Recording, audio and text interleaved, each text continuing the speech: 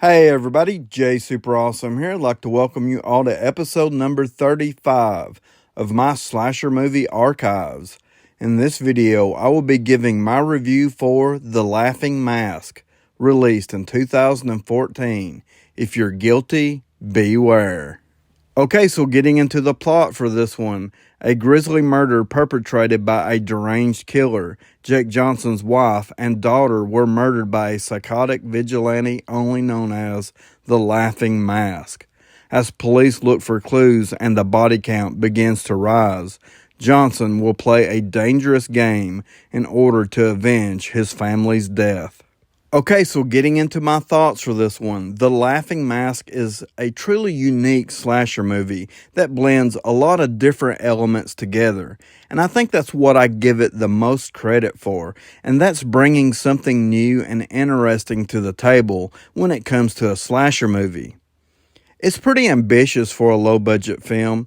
It has a crime thriller vibe to it, with the investigative elements to the story. We do get those full-blown slasher moments with the stalk and murder scenes, and then there's this bizarre torture element to the story that keeps us guessing and wondering what's going on with this killer, why is this happening, and what motivates him to commit these gruesome acts of violence. And out of all of these things, that's what kept me interested and invested in this story the most.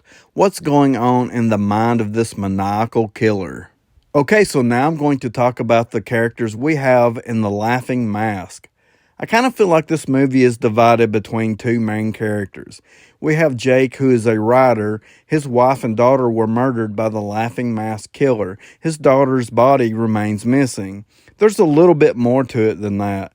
Later on in the movie, we get a flashback sequence that pieces together all the details. And just as anybody would in this situation, Jake falls into depression and becomes obsessed with the Laughing Mask killer. After tiresome hours go by of days, weeks, and months of trying to track down the killer, Jake comes up with a plan to lure the Laughing Mask killer to him. Jake is a pretty complicated character. And then we have the hotshot detective, Kate O'Malley, who has been given the assignment of solving the grisly murders that have been taking place all around the city. Now, I'm not really sure what the police chief seen in Detective Kate. I didn't see anything of any value that she added to the investigation. She was always the last one to know about the murders, and she was always fashionably late at the crime scenes. And once she was at the scene of the crime, her investigative skills seemed pretty lacking for a person in her position. Speaking of the crime scenes, there were two other detectives and a coroner working these crime scenes, and it was the most ridiculous gathering of information that you could possibly imagine. The first body that was discovered was of a naked female victim, and they were more concerned with the victim's tits than actually trying to figure out what happened to her. They did pull it together enough to discover a tattoo that linked her to a local pimp. Later on, another body is discovered, this time of a funeral home worker who was murdered with a chainsaw. This investigation concludes with a joke. He should have saw it coming. Oh boy, and I couldn't help but feel like everybody that's involved in these investigations, they were all just terrible at their jobs. That's exactly why the killer has been able to continue his rampage for so long. Throughout the entire movie, as these murders are being investigated, there was always a joke attached to each crime scene. And I felt like that was really odd. This movie overall is straightforward and played out with a serious tone. It deals with some hard-hitting topics: alcoholism, depression, loss, and betrayal. And then to add jokes in poking fun at the murdered victims just felt really offbeat to me. Now, I like to laugh as much as the next person, but this movie has an odd flow to it. Moving back to Kate for just a minute, there's a scene where she shows up late for her daughter's birthday party, and she is immediately greeted by her ex-husband, who gives her grief for showing up late. He clearly has been the one who has been taking care of their child and raising her.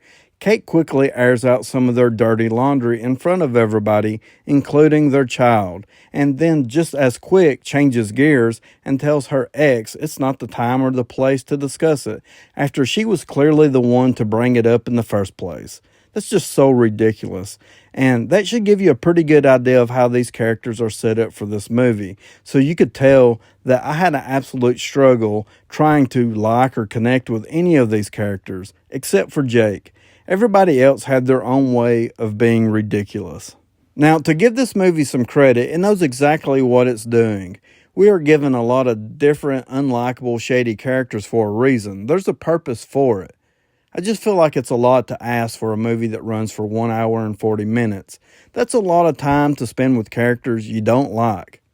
And as far as the acting goes, it's a low-budget slasher, so that should give you an idea of what you're getting into with this one. Okay, so now I'm going to talk about the most important part of a slasher movie, that is the killer and the kills. Ever resourceful, the laughing mask plans to outwit his wily foe. For as much as I struggled to like the characters in this movie really excels with the setup of the killer. There's a lot of really neat stuff going on here. I really like the look of the killer. That mask is just fantastic, and he's just an all-around very well-dressed weirdo. I love how he taunts his victims with his sinister laugh, and there's almost always show tunes playing in the background.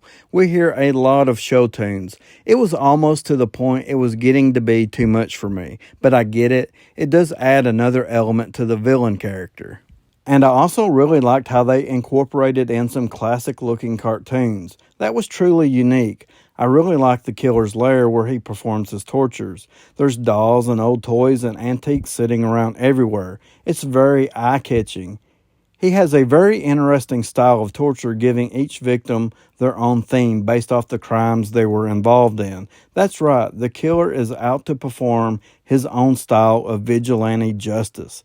Sometimes he murders people around the city, and sometimes he brings them back to his lair for torturing. The movie sets up a decent twist for the reveal of the killer. I kind of had some issues with it, but I'm not really going to get into that. And as far as the kills go in this movie, it has a really high body count that mostly consists of stabbings, throats being cut. We have a chainsaw kill and a machete kill. A person's head gets put in a pickle jar. Eventually, the killer does take the easy route and starts shooting people.